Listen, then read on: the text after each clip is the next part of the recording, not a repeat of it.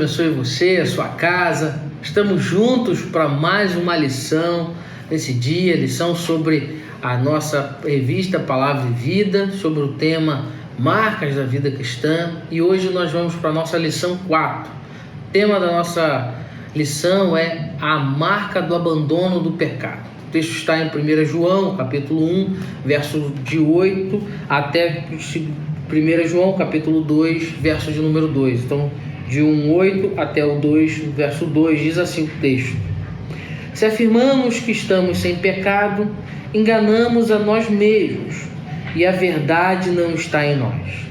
Se confessarmos os nossos pecados, Ele é fiel e justo para perdoar os nossos pecados e nos purificar de toda injustiça. Se afirmamos que não temos cometido pecado, fazemos de Deus um mentiroso, e a sua palavra não está em nós. Meus filhinhos, escrevo-lhes essas coisas para que vocês não pequem. Se, porém, alguém pecar, temos um intercessor junto ao Pai, Jesus Cristo, o justo. Ele é a propiciação pelos nossos pecados, e não somente pelos nossos, mas também pelos pecados de todo o mundo. Vamos orar? Pai querido, ó Deus, nós estamos diante da palavra do Senhor e queremos pedir, ó Deus, que o Senhor abra o nosso entendimento para ouvir a voz do Senhor. É a oração que te fazemos em nome de Jesus. Amém. Queridos, o apóstolo João está nos conduzindo de uma maneira muito didática no seu raciocínio. Na lição anterior, nós refletimos sobre a marca de uma nova conduta, e é ato contínuo que essa nova conduta do cristão vai exigir o abandono do pecado. Porque o abandono do pecado é o que vai demonstrar o verdadeiro Filho de Deus. O verdadeiro Filho de Deus é alguém que foi transformado e agora precisa se despir do velho homem, enquanto caminha em direção à esperança que agora possui. Amados, nós vamos tratar isso mais à frente em outras lições, né? Mas a nossa nova esperança, ela está em Cristo. E essa esperança exige o abandono do pecado. Por isso, João vai conduzir esse caminho de maneira muito consciente, muito clara e muito objetiva. Então, algumas coisas que nós precisamos entender. O abandono do pecado passa pela natureza da consciência pecaminosa. Amados, uma realidade que nós precisamos entender e enfrentar é de que abandonar o pecado, ele só é possível quando nós reconhecemos, quando nós admitimos a sua presença, quando nós conseguimos admitir o estrago que ele fez nas nossas vidas e então confessá-lo e abandoná-lo. Nós sabemos disso, o homem é pecador por natureza. E João vai dizer isso, né? Se afirmamos que estamos sem pecados, enganamos a nós mesmos e a verdade não está em nós. João está falando da consciência da pecaminosidade do homem. João sabia que aqueles mestres do gnosticismo que estavam no meio da igreja, enganando a igreja, estavam ensinando coisas diferentes. E uma vez que ensinavam coisas diferentes, eles negavam a natureza pecaminosa. Eles diziam que a matéria era má, mas a natureza não era pecaminosa. Ou seja, a alma era boa e o corpo era mau. E essa ideia gnóstica, muito estranha, muito diferente, muito fora daquilo que é o conceito bíblico, vai permeando a igreja. E João vai dizer, olha, nós temos uma natureza, precisamos ter a consciência desse pecado, aquilo que conhecemos como pecado original. O apóstolo está ensinando que o ensino do gnosticismo é um ensino falso. E isso porque aquele que não reconhece os seus pecados está enganando a si mesmo. É isso que ele diz aqui no verso 8. Nós enganamos a nós mesmos e a verdade não está em nós. Amados, nos dias atuais tem surgido muitas ideias. Tem surgido essa heresia, principalmente de uma maneira atualizada, com uma roupagem nova. Já vi pessoas afirmarem que depois de aceitar a Cristo podem praticar todos os tipos de atrocidades porque tudo está pago. A salvação está garantida e vivem uma vida promíscua, como se Cristo pudesse se relacionar com o pecado. Isso é um engano, isso é um perigo. Há ideias como ideias do universalismo, que vai negar a condenação da humanidade. Há loucuras da teologia coach ensinando que o homem é o ponto fraco de Deus. Amados, e todas essas coisas têm um sentido. O sentido de tirar de nós a consciência da nossa natureza pecaminosa, tentando tornar Deus o culpado e responsável por isso, como se o pecado fosse uma invenção. Não é. Precisamos ter consciência da nossa condição pecaminosa. Precisamos ter consciência da nossa condição de pecador. João está claramente ensinando aquilo que toda a Bíblia ensina. Nós somos pecadores por natureza, nascemos escravos do pecado. Precisamos ter essa consciência. Simon Kistemaker, que é um teólogo, vai dizer que qualquer um que não precise fazer o 5º pedido do Pai Nosso, ou seja, perdoa as nossas dívidas por achar que não tem pecado, está enganando a si mesmo. João diz isso, olha, não podemos dizer que não temos pecado. Tomar a consciência do pecado não pode ser para nós uma muleta, um salvo-conduto para se entregar ao pecado, aquilo que chamamos de síndrome de Gabriel. Eu nasci assim, eu cresci assim, vou morrer assim. Não, é justamente o contrário. O homem está cego pelo pecado e ele só vai compreender o seu estado lameado no pecado diante da luz de Jesus, através do convencimento do Espírito Santo. E entendendo isso, que o Espírito Santo vai nos convencer do pecado, ou seja, da condição pecaminosa, do pecado original. Ele vai nos convencer. E, amados, esse convencimento não é discurso humano, é a ação do Espírito Santo. E João já havia afirmado isso no seu evangelho, lá em João 16:8, que diz que quando ele vier, convencerá o mundo do pecado, da justiça e do juízo. O pecado que João está se referindo em João 16:8 e aqui é o pecado original, não é uma prática especial, mas é a natureza que nós herdamos de Adão. Somente a consciência adequada da nossa real condição vai nos levar a uma transformação verdadeira. Porque um pecador que não reconhece a sua condição, ele pode ser comparado a um doente. Imagina um doente que está doente, mas não aceita que tem a doença, não aceita o tratamento. Assim é o pecador que não reconhece que é pecador. Tanto o pecador quanto o doente caminha para a morte crendo que está tudo bem. Nas palavras do apóstolo João, enganam-se a si mesmo. Imagina essa cena. Alguém que tem uma doença, vai lá, faz o exame, não abre o laudo, joga fora e diz o seguinte: eu estou bem. E ele vai viver os seus últimos dias crendo que tudo está bem, sofrendo, mas afirmando para si mesmo que está tudo bem. Assim é o homem que não reconhece que é pecador. Ele está sofrendo, morrendo, mas ele se engana dizendo que está tudo bem. Lá em Provérbios 28:13, Salomão nos ensina que o que encobre as suas transgressões jamais prosperará, mas o que as confessa e a deixa alcançará misericórdia. Amados, o primeiro passo para abandonar o pecado é a consciência da natureza pecaminosa. A segunda coisa é a certeza da justificação através da confissão. E aí João caminha: se confessarmos os nossos pecados, ele é fiel e justo para perdoar os nossos pecados e nos purificar. O apóstolo João está trazendo um ensinamento que vai combater as heresias do momento. Porque se os falsos mestres ensinavam que não existia natureza pecaminosa, automaticamente não haveria o que confessar. E essa não era a verdade. E João vai mostrar o caminho. Nós pecamos. Então, essa consciência da nossa condição de pecador exige uma ação, a confissão.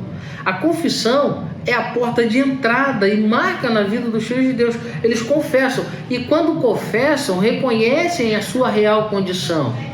Reconhecendo a sua real condição diante de Deus, agora são perdoados, e esse perdão é mediante o sacrifício de Cristo. E aí João vai dizer o seguinte: Cristo é fiel e justo para nos perdoar. Amados, precisamos entender que a confissão ela é parte do processo da vida cristã, porque a confissão ela é a decisão, ou seja, a vontade de romper com a prática contínua do pecado. Confissão sem decisão de abandono do pecado é algo inútil, torna-se remorso. Confessar requer abandonar o pecado. O seu Champlin, comentarista, ele vai dizer que nós não podemos continuar voltando a Deus e dizer: Senhor, estou aqui novamente com o mesmo pecado, perdoa-me, porque isso não seria arrependimento, porque arrependimento é abandonar o pecado. O pecado, amados, na vida do cristão, ele deve ser visto como um acidente de percurso. Ele não pode ser entendido como uma prática contínua, rotineira. Práticas pecaminosas, rotineiras e escondidas vão nos afastar da presença de Deus, porque Deus não compactua com o pecado. Nós precisamos confessar todos eles, mas nós só vamos confessá-los se tomarmos consciência. Por isso devemos buscar diligentemente abandoná-los. João está dizendo que vai ser fácil, mas ele está dizendo que precisamos deixar. É uma realidade dura para nós. Nós lutamos contra a carne. E lutando contra a carne, lutamos contra a prática do pecado em nossas vidas e nos colocamos em xeque. Porque por mais que lutemos, vez ou outra podemos tropeçar e cair. Mas o mesmo João vai nos ensinar que quando cairmos, podemos nos levantar novamente. Olha o verso 1 do capítulo 2. Meus filhinhos. João fala com amor pastoral, paterno. Escrevo-lhes essas coisas para que vocês não pequem. Se, porém, alguém pecar, temos um intercessor junto ao Pai, Jesus Cristo justo. Paulo em 1 Coríntios 10, 12... vai dizer que assim, aquele que julga está firme, cuide-se para que não caia. Porém, se nós cairmos, devemos confessar. Amados, nós precisamos entender isso. Quando pecamos, nós podemos fechar os nossos olhos, os nossos ouvidos, fechar o nosso coração e negar o pecado, tentar escondê-lo. E essa é a resposta do homem natural, nós fazemos de tudo para esconder. Ou podemos admitir a nossa culpa e confessar o nosso pecado. Admitir a culpa e confessar o pecado é a condição de perdão, é o caminho para recobrar a comunhão com Deus. E o apóstolo está afirmando que Jesus Cristo é justo, ou seja, nós somos injustos, mas através do sacrifício de Cristo nós recebemos a sua justiça. E Cristo é o nosso advogado, e ele vai dizer: olha só que coisa linda, ele vai dizer: se afirmamos que não temos cometido o pecado, fazemos de Deus um mentiroso e sua palavra não está em nós. Meus filhinhos, escrevo essas coisas para que vocês não pequem. Se, porém, alguém pecar, temos um intercessor junto ao Pai, Jesus Cristo, o justo. Quando João usa essa palavra intercessor, lá no grego, no original, ele usa o termo paracleto. Esse termo paracleto foi o título lá no Evangelho de João, utilizado para designar o Espírito Santo. Mas aqui ele está designando, ele está falando de Cristo, designando Cristo como um advogado. E o sentido dessa palavra intercessor, desse paracleto, é alguém que está ao nosso lado para nos ajudar, ou seja, alguém que está mediando as nossas vidas. João está dizendo que quando nós pecamos, Cristo se coloca ao nosso lado para nos auxiliar, ou seja, para nos limpar, para nos purificar, para nos libertar, para nos ajudar a ter uma nova conduta. É Cristo quem nos justifica. É através da justiça de Jesus que recebemos justiça. E isso foi porque apenas o sacrifício de Cristo satisfez a pena do pecado, a santidade de Deus. Amados, se Adão foi o nosso representante para o pecado, Cristo é o nosso representante para a justiça.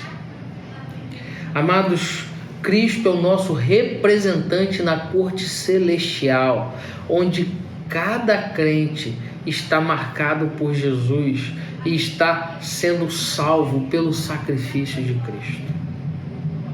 E aí João caminha, nos fazendo entender que abandonar o pecado é considerar o preço do perdão. Amados, João caminha e ele vai dizer, olha, ele é, verso 2 do capítulo 2, a propiciação pelos nossos pecados. E não somente pelos nossos, mas também pelos pecados de todo o mundo. Algo que João está deixando muito claro é que o perdão tem um preço. O perdão não é algo dado de qualquer jeito. Algo que deve estar profundamente marcado na memória do apóstolo quando escreve isso e precisa estar marcado em nossa consciência é o preço do pecado. Imagina que João, perceba isso, João viu as cenas da crucificação, porque João esteve presente em todas as etapas. Você vai ver João presente no momento da prisão, você vai ver João presente lá na casa do sumo sacerdote. Se você ler lá em João 18:15, você vai ver isso. Você vai ver João presente na crucificação, lá em João 19, a partir do verso 25. Você vai ver João presente na ressurreição, escrito lá em João 28. Em outros momentos em que Jesus vai aparecer aos discípulos após a ressurreição, João tinha essas memórias muito claras. João era o último discípulo vivo. E essas memórias marcaram João. E João agora vai lembrar aos seus leitores que o perdão é resultado do sacrifício de Jesus. João viu Cristo levando chibatada. João viu a dor de Jesus na cruz, aquela cena pesada, sofrida, horrenda aos olhos humanos. Cristo sangrando uma bola de carne, sendo machucado, vilipendiado com toda a crueldade possível por causa dos nossos pecados. E aí João vai dizer, olha, ele é a propiciação, teve um preço. John Stott diz que o pecado, ele tem fases nas nossas vidas quando ele se estabelece como perdão. E ele vai dizer que o perdão dos nossos pecados tem duas fases principais. A primeira fase é a fase que Deus quita os débitos. E a segunda fase é que o pecado é na nossa vida uma mancha que Deus remove. João está dizendo isso, Cristo é a propiciação. Cristo pagou o preço e removeu a mancha.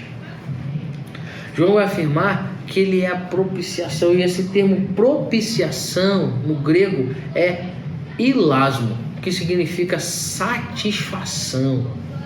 A ideia do sacrifício que aplacou a ira de Deus, a ideia de cumprir plenamente, de satisfazer plenamente a ira de Deus. Jesus satisfez pelo seu sacrifício plenamente o preço do pecado estabelecido por Deus.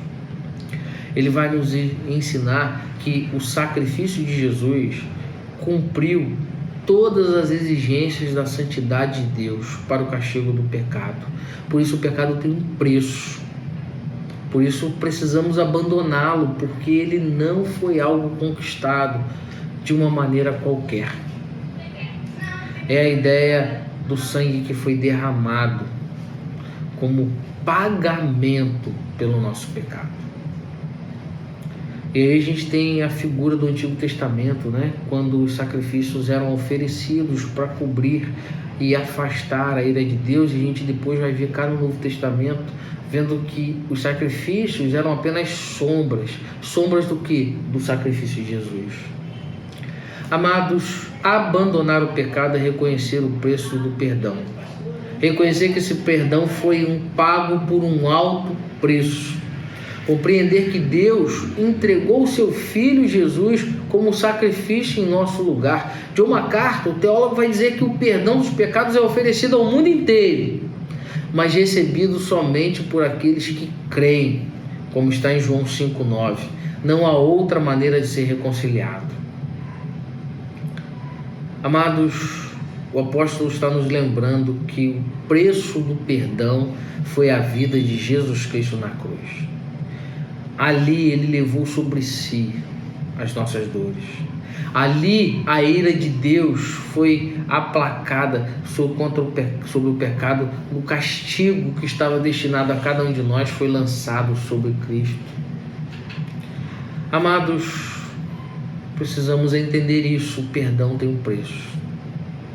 Por isso, meu querido irmão, a vida do cristão não pode ser associada a práticas pecaminosas, como sofremos quando vemos homens e mulheres de Deus tendo o seu nome associado a práticas que são marcas da carne, marcas de homens descompromissados com Deus. O cristão não pode andar associado a práticas pecaminosas. Nós precisamos fugir das heresias que têm surgido a todo momento. Como vai nos lembrar o apóstolo, de fugir da tentação de interpretar a luz da cultura, a luz dos falsos ensinos, a palavra. Nós precisamos fugir desse risco. Nós não precisamos fugir da tentação, do risco, da conversa que tenta nos iludir, da ilusão de interpretar a palavra de Deus à luz da cultura, de tentar ajeitar a palavra de Deus às suas verdades, de tentar atualizá-la. Sabe por quê, amados? Fazer isso é desconsiderar a palavra de Deus, e a palavra de Deus é uma verdade que é imutável. Jesus Cristo morreu como propiciação pelos nossos pecados. Essa é uma verdade inexorável da palavra de Deus. João vai dizer que ele foi a propiciação pelos nossos pecados. Por isso, quero concluir chamando você para pensar nisso. O ensino dos gnósticos e desse nosso tempo que muitos tentam ensinar é que não existe pecado. Mas se não existe pecado, o sacrifício de Jesus foi em vão. E João afirma categoricamente que o preço foi pago mediante o sacrifício. Amados, João no verso 10 vai dizer: se afirmamos que não temos cometido pecado, fazemos de Deus um mentiroso e sua palavra não está em nós. Porque se não existe pecado, Deus fez um teatro na cruz. Werner de Boer, comentarista, vai dizer que quando nós negamos que somos pecadores, transformamos Deus em um mentiroso, não apenas em sua palavra, mas no seu feito na cruz. Tudo aquilo se tornaria um teatro. É isso que o João está dizendo. Olha, se vocês não acreditam no pecado, a vida de Deus, a ação de Deus e a obra de Cristo foi um teatro, uma mentira. Porém, uma verdade que não se muda é que Cristo morreu em nosso lugar. Jesus pagou o preço dos nossos pecados na cruz. Em Jesus nós recebemos perdão, justificação. Em Jesus desfrutamos de comunhão com Deus. Amados, nossos pecados foram pagos por um alto preço. Por isso, o cristão precisa buscar, ele deve buscar uma vida santa.